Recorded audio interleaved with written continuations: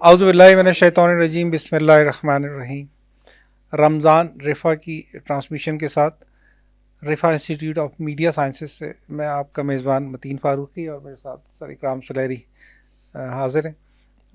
Programme کی ابتدا رب جلیل کے بابرکت نام سے کرتے ہیں۔ میں حسنات سے گزارش کروں گا کہ تلاوت کلام پاک پیش۔ اعوذ باللہ من الشیطان الرجیم، بسم اللہ الرحمن الرحیم۔ قل هو اللہ احد اللہ الصمد لم یلد ولم یولد ولم یکن لہ کفوا احد، صدق اللہ العظیم۔ جزاک اللہ استاد۔ رب جلیل کے بابرکت نام سے ابتدا ہے۔ پروگرام کو آگے بڑھائیں گے۔ نعت رسول مقبول صلی اللہ علیہ وآلہ وسلم سننے کی سعادت حاصل کرتے ہیں، تو آئیے چلتے ہیں نعت رسول مقبول صلی اللہ علیہ وآلہ وسلم کی جانب۔ یہ زمین یہ فلک ان سے آگے تلک جتنی دنیا ہے سب میں تیری جھلک۔ یہ زمین یہ فلک ان سے آگے تلک جتنی دنیا ہے سب میں تیری جھلک۔ اے خدا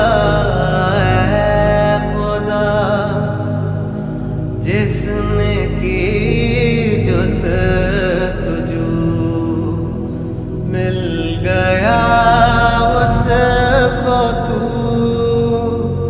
سب کا تو رہنما۔ اے خدا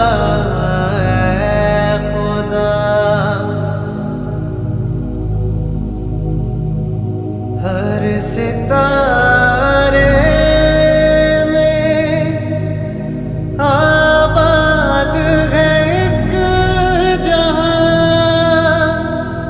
چاند سورج تیری روشنی کے نشان۔ ہر ستارے میں آباد ہے ایک جہاں، چاند سورج تیری روشنی کے نشان۔ اے خدا جس نے کی جستجو مل گیا اس کو تو، سب کا تو رہنما۔ اے خدا اے خدا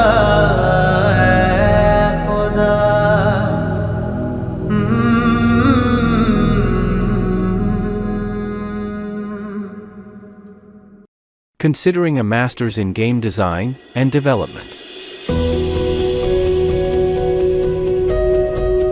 It's an excellent choice.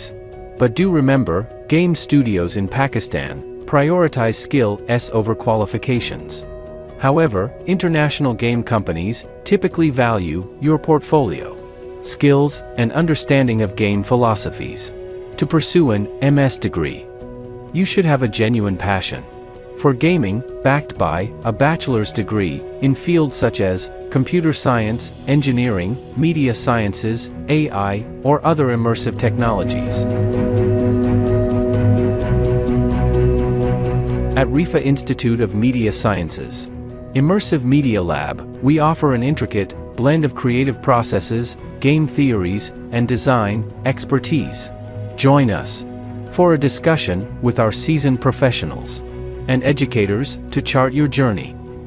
Evening and weekend classes. Rifa Institute of Media Sciences. Al Mizan, IIMCT Complex. 274 Main Peshawar Road, Rawalpindi. Call 031711788980.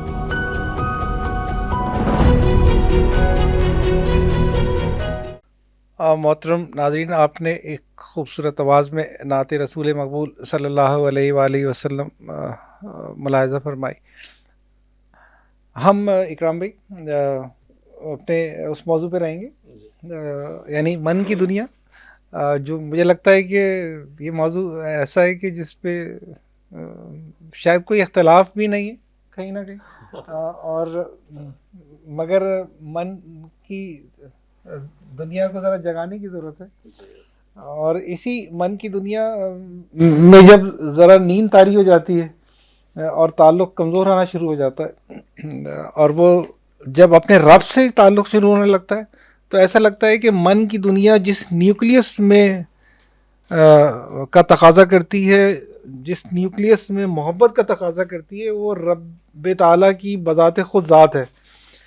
इसमें आखिर में मेरे गीत के नाम से इनकी छोटी छोटी तहरीरें हैं। तो आपकी बात से दो चीज़ें मेरे जहन में आ गईं, और एक तो ये है कि ए रब, मैं हरीमे दिल में ईमान की जोत जलाकर अंधेरों को बाहर धकेल रहा हूँ ताकि तू इसमें बच सके। और दूसरा ये था कि वो तारीक रात जुगनू, हाँ, वो तारीक रात में जा रहा था, उसने कहा कि कहाँ जा रहे हो? कहा, जुगनू ने पूछा कि कहाँ जा रहे हो? कहा, उसकी तलाश में। कहा, ये ले एक शोला और पहले अपने आप को तलाश कर। और एक और मैं कर दूंगा, चूंकि वो फिर हमारी गुफ्तगू में भी, चूंकि वो मुझे बहुत अरसे से वो मुझे याद है, ये जो हम उसकी बात करते, रूह की बात, जज्बात की बात, उल्फत की बात, चूँकि इन सब का ताल्लुक़ रूह के साथ है, तो उसमें आप ज़रा इसको समझिएगा। वो कहते हैं कि मैं गा रहा था और तुम सुन रहे थे, मैं गा रहा था और तुम सुन रहे थे, शाम को जब तुम उन पहाड़ों के पास पहुँचे जहाँ चकोर बोल रहे थे, और तुमने वही गीत गुनगुनाना शुरू कर दिया जो बाकी रह गया था। क्या बात है। अब आप तो ये जो मन की दुनिया है, ये जब वीरान होना शुरू हो जाती है, तो ऐसा लगता है कि वो कुछ नज़र आने लगता है जिस मंज़र को हर प्रोग्राम में अभी हमारे यहाँ अली पेश करते हैं। तो हमारी मन की दुनिया भी वीरान है, इसलिए फ़लस्तीन में जो कुछ हो रहा है उसका हमें एहसास नहीं है। तो वो जो कुछ हो रहा है उसके बारे में अली हमें हमारे सामने कुछ रिपोर्ट रखेंगे। बहुत शुक्रिया सर।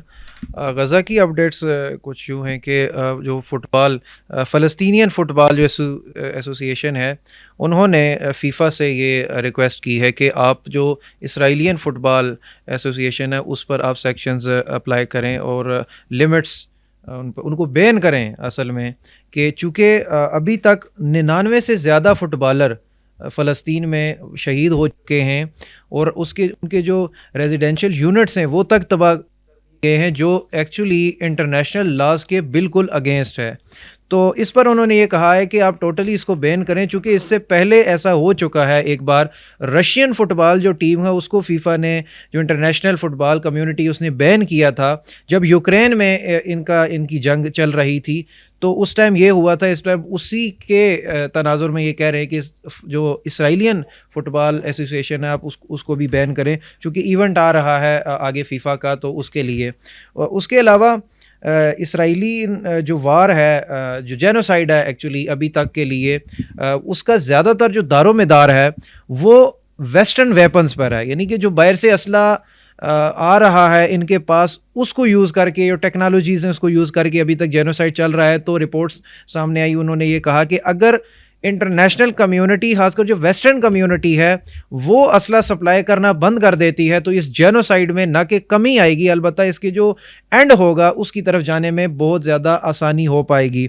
उसके अलावा अभी जो ईरानियन जो सुप्रीम लीडर हैं आयतुल्ला अली ख़ामनेई जो हैं, उन्होंने ये कहा है कि ये जो 10 साल से ये सब जेनोसाइड चल रहा है इसको अब ख़त्म होना होगा और इसको हमें रोकना होगा। इसमें उन्होंने ये कहा है कि इसमें जो भी हमारा साथ देगा और जो جو بھی اس مشن میں ہمارے ساتھ آئے گا ہم اس کو نہ کہ سپورٹ کریں گے, ہم پوری ہیلپ کریں گے. ساتھ ساتھ انہوں نے US کے لیے ایک پیغام دیا ہے. انہوں نے یہ کہا ہے کہ جب بھی سیریا, لیبنان اور ان علاقوں میں کوئی حملہ ہوتا ہے یا کوئی اس طرح کی ایکٹیویٹی ہوتی ہے تو سارا ملبہ آپ اٹھا کے ایران پر ڈال دیتے ہیں, تو ایسا آپ نہیں کریں. مطلب یہ سراسر غلط ہے. کوئی ایکٹیویٹی ایسی بھی ہوگی جس میں ایران کا ہاتھ نہ بھی ہوگا, اس میں بھی آپ ایران کو بیچ میں لے آتے, تو اس کو انہوں نے کنڈیمڈ کیا ہے کہ ایسا ان کو نہیں کرنا چاہیے. اس کے علاوہ ڈاکٹر مارگریٹ ہیرس ہیں ورلڈ ہیلتھ آرگنائزیشن سے, انہوں نے بہت شاکنگ دیے ہیں, ریویو دیے ہیں کہ چونکہ ابھی تک ان کے 685 ہیلتھ ورکرز, جو میں نے پچھلی ایپیسوڈ میں بھی ڈسکس کیا تھا, وہ اس ٹائم تک جاں بحق ہو چکے ہیں, اور اس کے ساتھ ساتھ 900 سے زائد میڈیکل کا عملہ جو ہے وہ ابھی تک زخمی حالت میں ہے. تو انہوں نے یہ ریکویسٹ کی کہ انہوں نے کہا ایک تو یہ بہت ہی مشکل حالات ہیں یہاں پر, ہم امداد صحیح سے نہیں کر پا رہے ہیں, اور وہ یہ کہہ رہے ہیں کہ یہ سب سے بڑی رکاوٹ ہیں اس ٹائم. اور وہ کہتے ہیں کبھی کبھی ہمیں ایسا لگتا ہے کہ یہ جو فائرنگ ہے یہ شاید سویلینز کے لیے نہیں ہو رہی ہے, نہ ہی یہاں پر جو حماس کے لڑنے والے ان کے لیے ہو رہی ہے, یہ شاید سیدھا ہم پہ فائر کھول دیتے ہیں کبھی کبھی. اس سے واضح انہوں نے یہ بات کی ہے کہ یہ چاہتے یہ ہیں کہ یہاں پر جو کام کرنے والا عملہ ہے اس کو ہم افیکٹ کریں تاکہ وہ ان کو ہی ہیلپ آؤٹ نہ کر سکیں, اور جو ہے نا وہ جو زخمی حالت میں لوگ ہیں وہ بھی شہید ہو جائیں. اس کے علاوہ جو international community of Red Cross ہے, انہوں نے یہ کہا ہے کہ یہاں پر کوئی صاف پانی ابھی تک ایسا کلین واٹر نہیں ہے تاکہ ہم جو وہاں پر پیاسے لوگ ہیں ہم ان کو پلا سکیں, کوئی بھی ایسا انتظام نہیں ہے. اور فوڈ کا انہوں نے یہ کہا ہے کہ ایک فیملی کے لیے ہم صرف ایک کین فوڈ کا دے سکتے ہیں پورے دن کے لیے, ایک کین ایک فیملی کے لیے, اور وہ کین بھی اتنا بڑا نہیں ہے, چھوٹا سا کین ہے. تو پوری فیملی اگر ہے تو وہ صرف ایک کین پہ ایک دن کے لیے گزارا کرے گی. وہاں پر یہ صورتحال پیدا ہو چکی ہے. تو انہوں نے اس پہ یہی کہا ہے کہ جلدی سے جلدی جو امداد باہر پھنسی ہوئی ہیں, کیونکہ اسرائیل کے بارڈر پر بہت ساری امداد ابھی ایسی ہیں کہ جو رکی ہوئی ہیں, جن کو اندر جانے کے لیے اسرائیلین ملٹری جو ہے وہ الاؤ نہیں کر رہی ہے. اگر وہ پہنچ جاتی ہیں تو اس معاملے میں آسانی ہو سکتی ہے. اس کے علاوہ جو یونائٹڈ نیشن پاپولیشن فنڈ ہے, انہوں نے وارن کر دیا ہے وہاں پر خاص کر جو حاملہ خواتین ہیں یا نیولی برن جو وہاں پر چلڈرنس ہیں, ان کے لیے انہوں نے یہ کہا ہے کہ یہاں پر صورتحال ہمارے کنٹرول سے باہر ہوتی چلی جا رہی ہے. وہ اس لیے کہ یہاں پر جو حاملہ خواتین ہیں وہ کچھ شہید بھی ہو چکی ہیں, اور یہ ایک جان نہیں ہے, یہ بھی یاد رکھیں, ایک جان جا رہی ہے, اس کے ساتھ ایکچولی 2 جانیں جا رہی ہیں. اور جو نیولی برن جو چلڈرنس ہیں, ان کی جو مائیں ہیں ان میں اتنی انرجی نہیں, ان کو فیڈ ہی نہیں کر پا رہی ہیں, تو وہ اس طرح شہید ہو رہے ہیں. تو یہ اتنی کرٹیکل سچویشن وہاں پر بن چکی ہے. تو یہ کچھ اپڈیٹس ہیں پچھلے 24 آورس کی. جزاک اللہ. اکرام بھائی, ہم اپنے موضوع کی طرف اس کو, موضوع تو ہمارا یہی ہے اور من کی دنیا بھی ادھر ہی آباد ہے, چاہ رہا ہوں کہ ہم تھوڑا سا کچھ چیزیں ایسی ہیں جو کہ ہم سب کے اندر ایک دل ہے, ہم سب ایک روح کے ساتھ زندہ ہیں یہاں پہ, اور ہم سب کا ایک نقطہ نظر اور محسوسات اور وہ ساری کی ساری چیزیں اس کتاب کے اندر, چونکہ انہوں نے یہ ریسرچ کی ہے اور 1960 میں یہ کتاب چھپی. ہم تھوڑی سی باتیں اس حوالے سے بھی کر لیں. اور وہ یہ کہتے ہیں کہ انسان ظاہر ہے کہ ایک مادہ ہے اور ایک روح ہے, جسم جو ہے وہ مادہ ہے, اور اس کے اندر جو روح ہے وہ جس کی ہم بات کرتے ہیں کہ وہ من کی دنیا ہے. وہ کہتے ہیں کہ یہ جیسے کہ شروع میں بھی جو اقتباس میں نے پڑھا اس کے اندر انہوں نے بتایا کہ جی یعنی وہ کون سا احساس ہے. احساس ایک چیز ہے, یہ کتاب ہے, یہ فون ہے, یہ پین ہے, یہ سارا مادہ ہے. ایک چیز ہے احساس, ایک چیز ہے جذبات, ایک چیز ہے محبت, ایک چیز ہے جس کو آپ کہتے ہیں کہ ہم فیل کرتے ہیں. تو دراصل وہی ایک طرح سے روح کی یا من کی ایک بات ہے. وہ کہتے ہیں, ڈاکٹر صاحب کہتے ہیں کہ ہمارے یہ جو جسم ہے اس کے گرد توانائی کا ایک حالہ ہے, اور وہ ایک خاص جو ہے وہ یعنی مختلف رنگ اس میں مکس ہیں, اور وہ جو شعائیں ہیں, اور اس نے جو ہے نا اس کو اس طریقے سے کیا ہوا ہے کہ وہ ایک طرح سے جیسے تحفظ کا احساس, جیسے اس میں اگر کوئی ڈسٹربنس ہوتی ہے تو ہم بیمار ہو جاتے ہیں, اور وہ چیز. دوسرا وہ یہ کہتے ہیں کہ جو انسان ایک ظاہر ہے کہ اس کی ایک حیثیت جسم ہے اور دوسری چیز جسم لطیف ہے. تو جسم لطیف کے اندر یہ طاقت ہے کہ اگر ہم اپنے جسم کو, اپنی روح کو کثافتوں سے اور آلائشوں سے پاک کر لیں تو اس روح کے اندر یہ طاقت ہے کہ وہ ہواؤں میں اڑ سکتی ہے اور وہ کہیں سے کہیں پہ بھی جا سکتی ہے. اور دوسری چیز وہ یہ کہتے ہیں کہ لفظ جو ہیں وہ توانائی کے طاقتور یونٹ ہیں. جیسے ہم یہ بات کر رہے تھے کہ ہم کسی سے کہتے ہیں کہ تم بہت اچھے ہو تو اس کے اندر ایک جذبہ بیدار ہوتا ہے. تم بہت برے ہو اس سے ایک غصے کی کیفیت پیدا ہوتی ہے. تو وہ کہتے ہیں کہ ہر لفظ جو ہے وہ توانائی کا ایک طاقتور یونٹ ہے اور اتنا سخت ہے کہ یہ ایٹم بم سے بھی زیادہ ہے. کہ جیسے ایک فرد نے کسی کی مری ہوئی ماں کو گالی دے دی, اس نے آگے سے اس کو قتل کر دیا. محض لفظ ہیں مگر اس کا جو ریئیکشن ہے وہ یہ ہے کہ باقاعدہ. اسی طرح آپ کسی بیمار کے پاس جاتے ہیں اور آپ اس کو تسلی دیتے ہیں, حوصلہ دیتے ہیں اور آپ یہ کہتے ہیں کہ آپ نے بالکل ٹھیک ہو جانا ہے, تو وہ کہے گا کہ ہاں آپ کے آنے سے میرا درد کم ہوا ہے. ان کے دیکھے سے جو آ جاتی ہے منہ پر رونق, وہ سمجھتے ہیں کہ بیمار کا حال اچھا ہے. تو بنیادی چیز جو ہے نا وہ والی چیز ہے کہ آج کے اس مادی دور کے اندر ہم اپنے آپ کو, ہم اپنی روح کو کس طریقے سے مادے سے الگ کر کے روح کو ایک امن اور پیس اور ایک لفظ چلے میں بول دیتا ہوں شانتی کی طرف جو ہے وہ لے کے جا سکتے ہیں. ہاں یہ بات میں سوال کے طور پہ سامنے دوبارہ سے سوال کیا ہے, it's all about discussion actually, کہ جو اس کتاب میں ذکر کیا گیا ہے وہ ہم دو روح اور جسم کا ہے. ہم دنیا میں جس محبت کے سے متعارف ہیں, جس محبت کا ذائقہ چکھ رہے ہیں, جس محبت کا مطالبہ کرتے ہیں, انفارچونیٹلی ایسا مجھے لگتا ہے کہ اس کا تعلق روح سے نہیں ہے. ایسا لگتا ہے مجھے کہ روح سے اس کا تعلق نہیں ہے, اور اس کا تعلق جسم سے ہے. نہ صرف جسم کی محبت سے ہے بلکہ جسم کے حصول کے مطالبے سے ہے. تو یہ حصول اور یہ نشاط انسان کو اللہ نے ایسی فطرت سے پیدا کیا ہے کہ جو چیز اسے حاصل ہو جاتی ہے اس کی محبت نہیں رہتی, اس کی طلب نہیں رہتی, اس کی کشش باقی نہیں رہتی. اگر طلب اور کشش ختم ہو جائے یا کم ہو جائے تو وہ لفظ محبت کے بریکٹ میں نہیں آتی ہے. محبت کا مطلب پیاس کو بڑھتے رہنا ہے, کم نہیں ہونا ہے. رمضان سے ایک سبق ہمیں یہ بھی ملتا ہے جو ہم پچھلے والے ایپیسوڈ میں ذکر کر چکے ہیں کہ رمضان سے ایک سبق یہ ملتا ہے کہ جو ہم سے غلطی ہو جاتی ہے وہ قابل گرفت نہیں ہوتی اللہ کے ہاں, یا ہم سے جو دنیا میں غلطیاں ہوتی ہیں وہ ہمیں جہنمی ہونے کا مستحق خدا نخواستہ نہیں کرتی ہیں اللہ تعالیٰ کے ہاں. بالکل ایسے ہی جیسے روزے میں آپ غلطی سے کچھ کھا لیں تو روزہ نہیں ٹوٹتا ہے آپ کا, بلکہ اس کے بارے میں تو دوسری بات ہے کہ گویا اللہ نے کھلایا.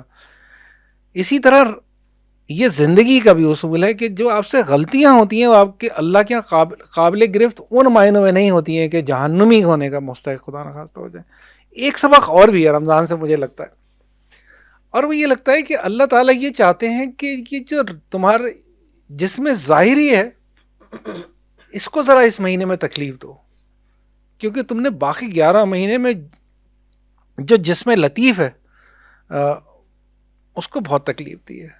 یا کم از کم اس کے لیے خوراک جمع کرو باقی 11 مہینے کے لیے. ہم محبت کے مطالبے میں بات کر رہے ہیں یہ ساری, اللہ سے محبت کی اور دنیا میں دوسروں سے محبت کی, تو اس کو اسی پیراڈائم میں سننے کی کوشش کریں تاکہ میں آپ سے بات کر سکوں گا, اس کو کنٹینیو کر سکوں گا. کہ ایک محبوب آپ سے یہ چاہتا ہے کہ جو تمہاری روح ہے وہ میرے گرپ میں رہے, وہ میری طرف مائل رہے, اور تمہارا جسم جو ہے وہ دنیا کی طرف مائل رہتا ہے. تو ذرا اس جسم کو تھوڑی سی اذیت دو. اذیت کس طرح سے دینی ہے کہ پیاس لگے, کھانا پینا نہیں ہے تو پیاس لگے گی. ہمیں پیاس زیادہ لگتی ہے نا, بھوک شاید اتنی نہیں لگتی. تو ہم اس پیاس کے پورے صورتحال میں جب داخل ہوتے ہیں تو بالآخر پھر ہمارا رب ہمیں سیر ہو کے ہماری پیاس بجھا دیتا ہے. تو وہ یہ چاہتے یہ ہیں کہ پیاس بھڑکائیں اپنی دنیا میں تو محبت بھڑکے گی. اگر پیاس بجھائیں گے تو محبت ختم ہو جائے گی. ایک سرٹن جو زندگی آپ کو دی گئی ہے, آپ کی زندگی کی پوری پیمائش, پوری زندگی میری اور آپ کی زندگی وہ سحری سے افطار تک ہے بس. اور اس پوری سحری سے افطار تک کے وقت میں مجھ سے اور آپ سے مطالبہ کیا گیا ہے کہ اس میں پانی نہیں پینا ہے ورنہ پیاس ختم ہو جائے گی. اگر پانی پیو گے پیاس تمہاری ختم ہو جائے گی تو بس وہیں پہ میرا اور تمہارا تعلق ختم ہو جائے گا. رب العزت کی محبت یا دنیا میں کسی کی محبت اسی وقت ہی موجود رہے گی جب تک آپ پیاسے رہیں گے. جہاں آپ نے سیرابی کی وہاں افطار ہو جائے گی, بس ختم ہو گیا روزہ. یہ محبت کا کل خلاصہ ہے ساری زندگی کا. آپ کبھی اس کا تجربہ کر کے دیکھ لیں. آپ اپنی محبوب کی کسی ایک چیز جس کی خواہش کرتے ہوں اسے حاصل کر لیں, آپ اپنے دل پہ یہ گواہی دیں گے کہ اس کی وقت پہلے والی نہیں رہی آپ کے دل میں. یہ ایک رمضان کا ایک بہت بڑا پیغام ہے جو مجھے لگتا ہے کہ شاید کوئی اس پہ بات نہیں کرتا. میری زندگی کے سحری سے افطار تک کے وقفے میں جو میری محبت کا واحد تقاضا ہے وہ میری پیاس کی برقراری ہے. اس میں سوال کوئی بھی نہیں ہے. اس میں یہی ہے کہا کہ یہ اس وقت سحری کھانی ہے, آپ نے کہا کہ ٹھیک ہے آپ آدھی رات کے وقت تو اس کے بعد آپ اٹھ کے سحری کرتے ہیں. پھر کہا کہ اس وقت سے اس وقت تک جو ہے نا یہ حلال چیزیں ہیں میری, مگر اس کو چھوڑنا ہے.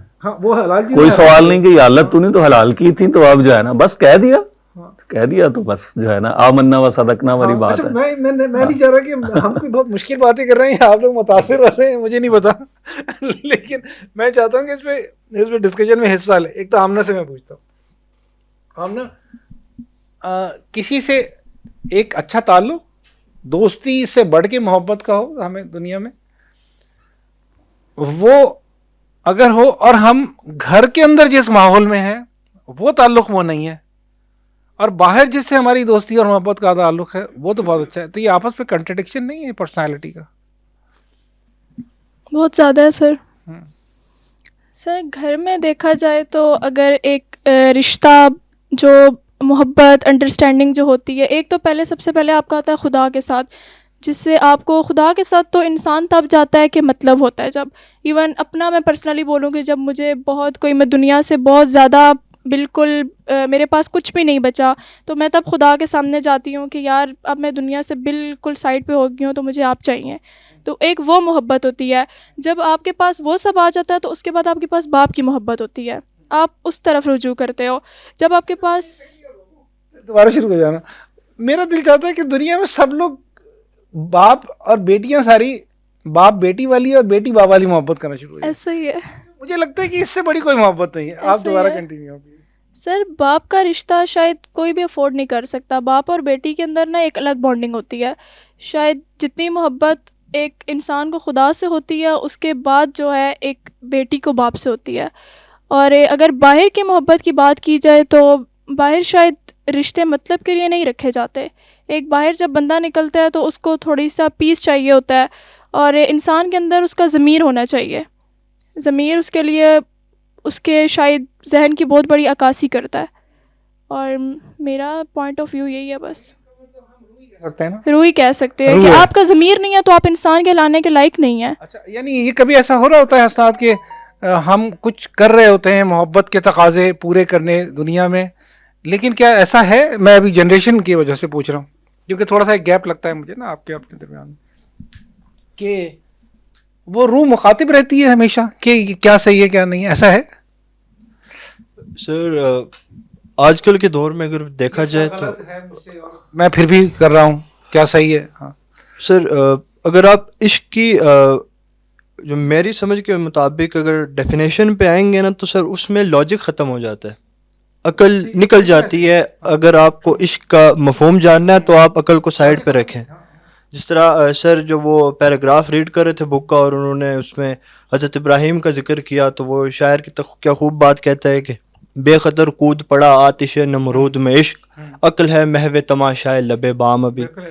تو اگر وہاں پہ عشق حاوی نہ آتا تو شاید حضرت ابراہیم بھی ہچکچا جاتے, کیونکہ وہ اللہ کا عشق کی غالب آ گیا تھا کہ انہوں نے دیکھا ہی نہیں کہ میں آگ میں کود رہا ہوں, اور اللہ کا ذکر بلند کرتے ہوئے انہوں نے آگ میں چھلانگ لگا دی.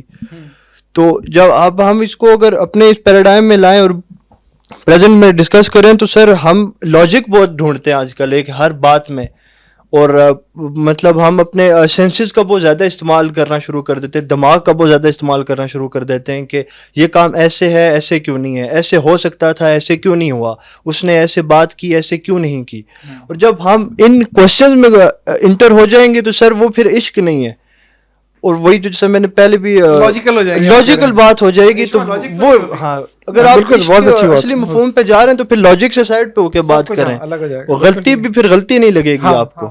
بالکل ہے. اور بلکہ مجھے آپ کی بات سے نا ایک چیز یاد آئی, میں اسماعیل سے بھی یہی بات پوچھتا ہوں.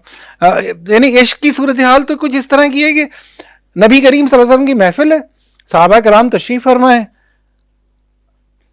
کسی فرد نے غالباً حضرت ابو بکر صدیق تعالیٰ عنہ کے بارے میں آتا ہے کہ یا کسی اور صحابی کے بارے میں کہ کوئی شخص آیا اور اس نے ان کو برا بھلا کہنا شروع کیا, تو ان صحابی نے بھی پہلے تو وہ خاموش رہے صاحب, اور آپ صلی اللہ علیہ وسلم مسکراتے رہے, اور وہ ان کو برا بھلا کہتے رہے اور وہ صحابی خاموش رہے, اور نبی کریم صلی اللہ علیہ وسلم مسکراتے رہے.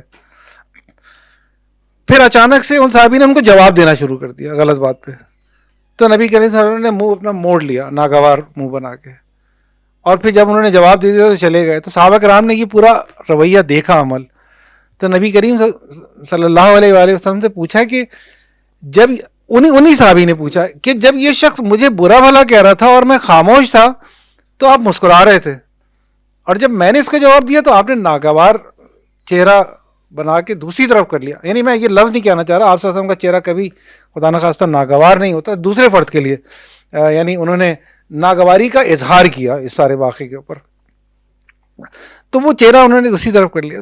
نبی کریم صلی اللہ علیہ وسلم نے فرمایا کہ جب ایک وہ شخص تمہارے پاس آیا اور تمہیں وہ برا بھلا کہہ رہا تھا تو تم خاموش جب تھے تو میں دیکھ رہا تھا کہ ایک فرشتہ برابر میں کھڑا ہے اور وہ تمہارے بدلے اس کو جواب دے رہا ہے, اور جو ہی تم نے جواب دینا شروع کیا تو فرشتہ چلا گیا, اب تم جانو اور وہ شخص جانے. تو جب یہ پورے یہ محبوبیت کا رویہ ہے, کتنا زیادہ اللہ رب العزت آپ سے محبت کرتے ہیں, آپ اس واقعے میں اندازہ کر سکتے ہیں کہ جب کوئی آپ کو غلط کہہ رہا ہے, برا بھلا کہہ رہا ہے اور آپ خاموش ہیں, تو اللہ کو اتنا برا لگ رہا ہے کہ اللہ نے اپنا ایک فرشتہ بھیجا ہے آپ کے پاس جو اس فرد کو جواب دے رہا ہے. آپ کو نہیں نظر آ رہا ہے, لیکن رب کو پتہ ہے کہ میرے بچے پہ, میرے محبوب پہ, میرے بندے پہ زیادتی ہو رہی ہے, تو وہ خاموش ہے, تو وہ فرشتہ بھیجتا ہے اس کے لیے جواب دینے کے لیے. یہ واقعہ نبی کریم صلی اللہ علیہ وسلم کے سامنے کا میں بتا رہا ہوں. میں اسی طرف جاتا ہوں کہ جو بھی ہمارے مطالبے ہیں, 2 منٹ میں بس ہم پروگرام ختم کریں گے, دنیا میں محبت کے, اگر کبھی وہ مطالبے ہم یہ سمجھ رہے ہوتے ہیں کہ شاید ایسا ہے کہ اللہ کو نہیں میں راضی کر پا رہا اس معاملے میں, یعنی دونوں محبتیں ایک ساتھ چلا نہیں پا رہا, اللہ کی محبت بھی اور بندے کی محبت بھی, ایسا ہوتا ہے کیا کبھی؟ سر بندے سے محبت ہو, آج کل بندے سے محبت ہوتی ہے, بندے اللہ کو بھول جاتے ہیں. اگر اللہ سے محبت ہو نا تو بندے بھی یاد رہ جاتے ہیں. صحیح, بالکل بہت اچھی بات. توحید کا پہلو نکلتا ہے, اسماعیل نے بہت اچھی بات کی ہے, بہت اچھی بات. توحید کے قائل ہیں فراز. اچھا, میں اس سارے پروگرام میں کیونکہ اب وقت نہیں ہے, بالکل ہی وقت نہیں ہے, میں اکرام بھائی یہ کہنا چاہتا تھا جو مجھے نہیں پتا میں کتنا کہہ سکوں گا, اسناد اور علی, آمنہ, اسماعیل, عشق اور محبت کا مفہوم اور اس کے تقاضے ایک ہی ہیں, چاہے بندے سے ہو یا اللہ سے ہو. کاش کہ ایسا ہو سکے کہ جب ہم دنیا میں کسی سے محبت کریں, کسی انسان سے محبت کریں, تو ہماری وہ محبت کے نتیجے میں ہمارا جو دوسرا ہے وہ رب کو پہچانے, ہم سے ہمارے رب کو پہچان لے. اتنی تسکین اور راحت ہے. اکرام بھائی, آپ کو جب 2 بات اضافہ کرتے ہیں تو اس کے بعد پھر میں اس کو کنکلوڈ کرتا ہوں. مجھے تو وہ آ گیا پیر فضل گجراتی کا شعر کہ لوگ آندے نے بت اونوں خدا جانے او کیے, لوگ آندے نے بت اونوں خدا جانے او کیے, میں ویکھ لواں اونوں تے آ جاوے خدا یاد.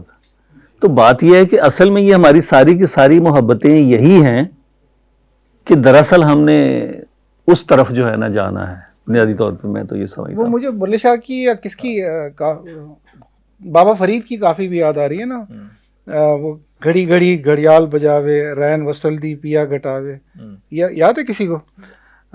میرے دل دی بات جو پاوے, میرا پیا گھر آیا, یہ بابا فرید کی کافی ہے. میرا پیا گھر آیا سانو اللہ میں لایا. تو یہ ہے محبت اصل میں. مجھے جس سے محبت ہے وہ میرے گھر آ رہا ہے, اور مجھے کس سے محبت ہے؟ وہ جو میرے گھر آ رہا ہے وہ کون ہے؟ وہ ہے جس نے مجھے میرے رب سے ملایا. اور یہ مستقل کی جو گھڑی بج رہی ہے نا, گھنٹی کی ٹن ٹن آواز آ رہی ہے, سیکنڈ کی سوئی ہو رہی ہوتی ہے, اور جب میرا محبوب میرے پاس آ گیا ہے, وہ محبوب جس کا میں نے ابھی ذکر کیا, تو یہ گھڑی مجھے بڑی زہر لگ رہی ہے, کیونکہ یہ میرے اور میرے پیا کے وصل کے وقت کو کم کر رہی ہے. یہ ہے اصل میں عشق. اقبال کی اس بات کے پر ہم ختم کرتے ہیں کہ مرد خدا کا عمل عشق سے صاحب فروغ, عشق ہے اصل حیات, موت ہے اس پہ حرام. تند و سبک سیر ہے گرچہ زمانے کی رو, عشق خود ایک سیل ہے سیل کو لیتا ہے تھام.